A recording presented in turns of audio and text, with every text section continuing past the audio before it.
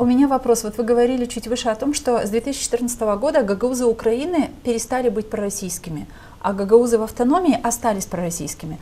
Скажите, что сделала Украина для гагаузов Украины, что они перестали быть пророссийскими? Украина, что они стали проукраинскими? Украина уникальное государство, и до 2014 года была, что национальные меньшинства являются союзниками, вот всегда союзниками государства Украины. И чья это заслуга? Государства или тех Я народов, думаю, что, меньшинств я национальных? думаю, что в первую очередь заслужил украинского государства. Почему? Маленький народ. Ну, 40 тысяч, около 40 тысяч, да? Ну, официально 38 с копейками, неофициально говорят по 50 тысяч, потому что есть гагаузы, которые не граждане Украины, которые вот переехали с Молдовы, вид на жительство имеют, их таких, около, говорят, 7-8 тысяч есть. Есть те, которые болгары, говорящие по-гагаузски, там, другие, которые там записаны русскими, украинцами, болгарами, но говорят по-гагаузски душой и телом, как говорится, гагаузы. Но украинское государство и до этого, кстати, маленький народ гагаузы, Министерство образования Украины маленькому народу печатает бесплатно книги. С 1 по 11 класс преподается гагаузский язык.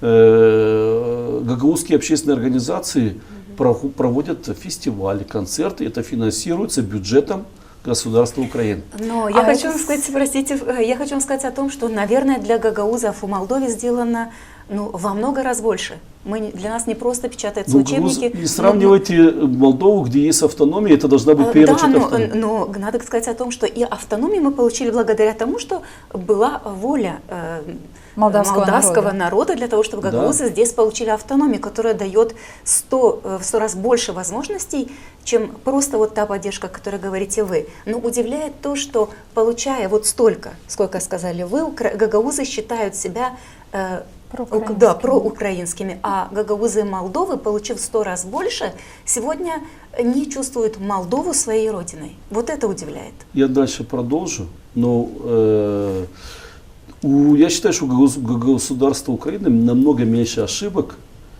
которые допустило государство Молдова. Вот.